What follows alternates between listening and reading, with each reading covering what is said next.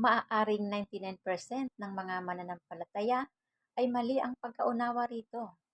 Ang kaharian ng langit ba ay nasa langit o nasa lupa?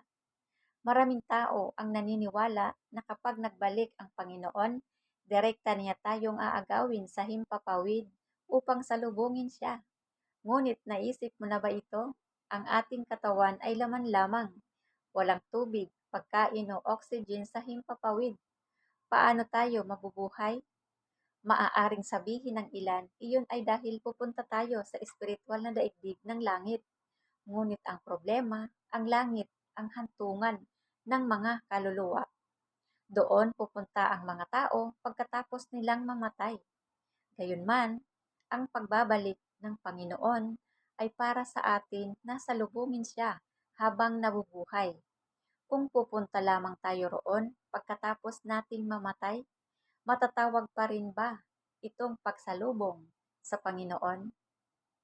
Dala ang kalituhang ito. Paulit-ulit kong binasa ang Biblia at sa wakas ay natagpuan ko ang sagot sa panalangin ng Panginoon.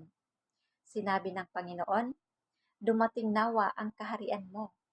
Gawin nawa ang iyong kalooban kung paano sa langit, ganon din naman sa lupa. Mateo chapter 6 verse 10, ipinropesiya rin sa pahayag, at nakita ko ang bayang banal, ang bagong Jerusalem, at nananaog mula sa langit buhat sa Diyos.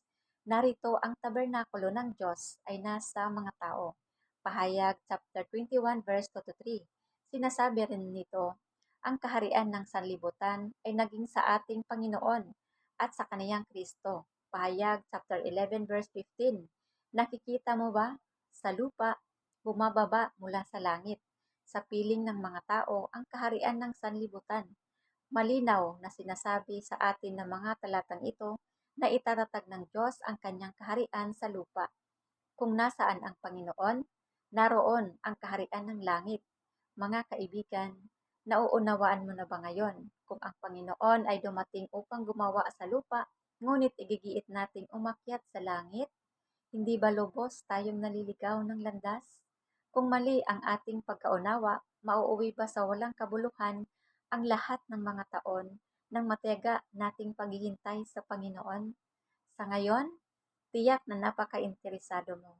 Ano nga ba talaga ang tinutukoy ng pangako ng Panginoon na maghanda ng isang lugar? Kung ang tunay na pagkaagaw ay hindi nangangahulugang paglipad sa himpapawid, ano nga ba ang ibig sabihin nito?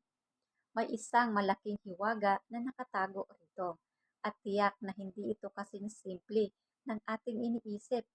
Kung ayaw mong mapalampas ang pagsalubong sa Panginoon at nais mong maunawaan ang katotohanan tungkol sa pagkaagaw, malaya kang mag-iwan ng comment o magpadala sa akin ng message, private message na nais kong maghanap. Sama-sama nating hanapin ang mga sagot sa mga salita ng Diyos. Huwag kalimutang ipasa ang mabuting balitang ito sa iyong pamilya at mga kaibigan. Pagpalain ka nawa ng Diyos.